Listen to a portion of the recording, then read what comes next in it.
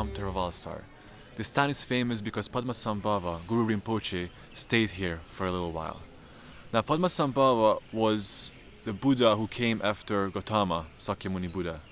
And he is the one who brought Buddhism and the Dharma to Tibet. And he imparted a very interesting lesson for us while he stayed here around this area. There was a nunnery not far from here. And he arrived there, and very quickly, because he was this great realized being, all the nuns became his students. Now, he started to live in the nunnery, and the king's daughter was also one of the nuns. And the king heard that there was this strange man living in the nunnery teaching all the nuns. And he got furious because he thought that somebody was doing wrong to her daughter and, seducing his daughter from the path. His idea of spirituality didn't quite fit in with what Padmasambhava was at the time. So he decided to seize him with his officers and build a huge fire and burn him. Now the fire was going for 7 days straight, but at the end, the king has returned to the fireplace with his officers. But instead of seeing the ashes and the corpse of Guru Rinpoche, what he saw was a lake instead of the burning grounds. And in the middle of that lake sat Padmasambhava on a lotus. And that lake is right here. That is the lake around which the town has been built.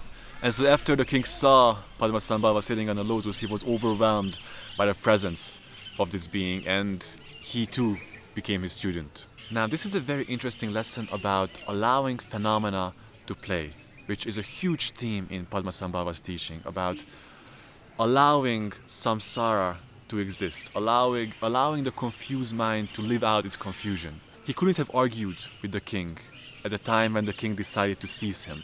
He couldn't have said, look, I'm this great teacher and guru, and I'm really just teaching the Dharma here, when a confused samsaric mind sees something in a certain way, no logic can convince it otherwise. So Padmasambhava decided to go with the flow and let the confusion of the king's mind play itself out until it realizes its own predicament, its incompetence to the situation. And this is such a good teaching for us, both in the way how we handle other people in our life. So many times we feel like we know things and we see the other person's confusion and somehow we forcefully think that we can change that. And so many times we face this in our own life, that we want to somehow be different than what we are in the present moment and get rid of the confusion by force. And I think it's such a good lesson for us, how to allow phenomena to just do itself. To explain a bit more directly what I mean, as an example, we can talk about meditation. In meditation, you can forcefully try to get rid of the thoughts, or you can just see the thoughts as they come and they go and bring awareness to them. And when the awareness comes to them and you become aware of a thought, instead of pushing it away or trying to, you can just stay with it. And awareness and thought can dance together and move together until the thought kind of realizes its own incompetence and predicament and just sees it by itself.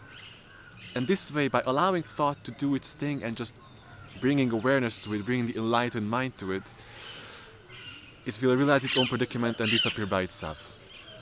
And so this is the teaching of Padmasambhava that he imparted through his actions in this place. To allow phenomena to play, to allow the confusion of samsaric mind to play itself out, and realizing its own predicament, cease and enlighten itself.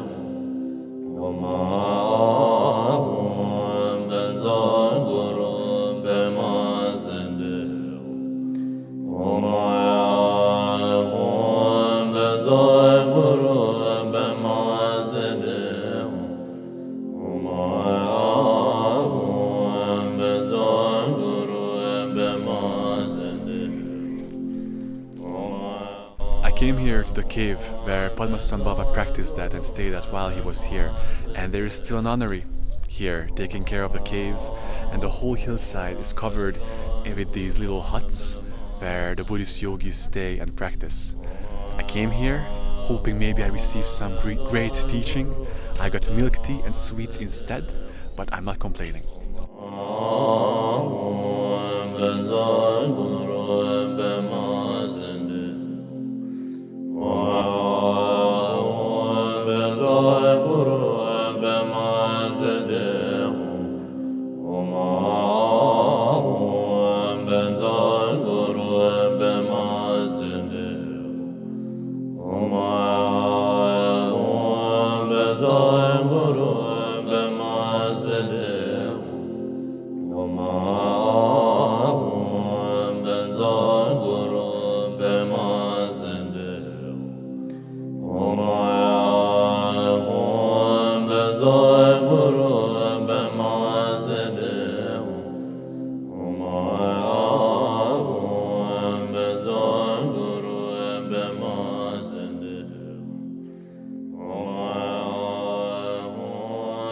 In Vajrayana Buddhism and in Tantra, the way they look at the enlightened state is quite unique.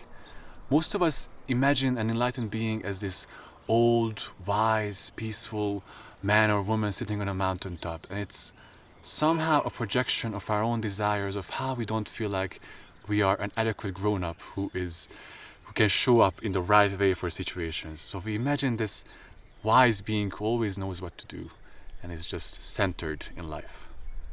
Now, the way they look at this in Vajrayana Buddhism is quite different.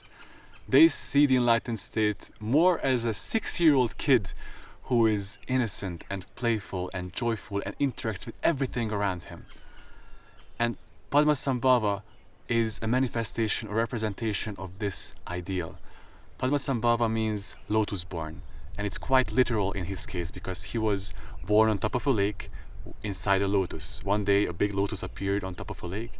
It opened and inside was an 8-year-old kid full of light and joy and innocence, and who wasn't scared to interact with the world around him, who was just playing with life. And we get so preoccupied with the original sin, with how we are confused, with how we feel separate, that we don't recognize this innocent, inherent innocent quality within us. This childlike quality within us that is here throughout our entire life. The openness, the trust, the playfulness, the love, the joy, this innocent prince or princess-like quality. And if we look at our neuroses, look at the things that we think are dragging us down, it's making life so difficult, if we really look at it closely and face it directly, we have the chance to realize that they're not as scary. They are really harmless, and they can't touch this innocent, innate part of our being. Just like Padmasambhava, like a lotus that is growing through the mud, and it doesn't get stained by the mud. The lotus is born in the mud and is growing through the mud, but the mud doesn't stain it ever.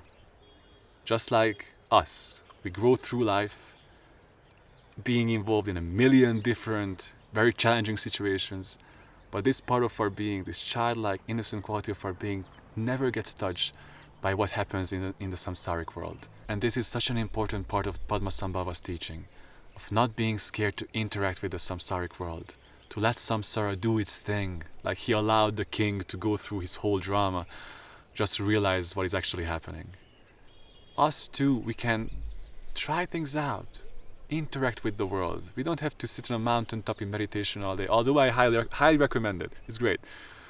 But what's even more important is to recognize that innate part of our being that is open and trusting and innocent and still a prince or a princess that can just walk in the world and do anything because it knows it doesn't get touched by it.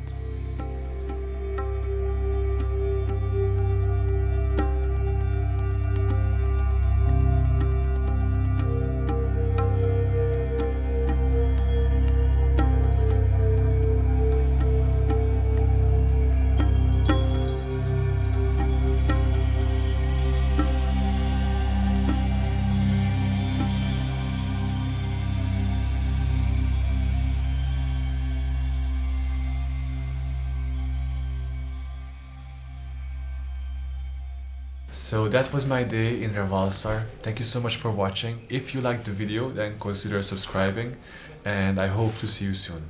Namaste.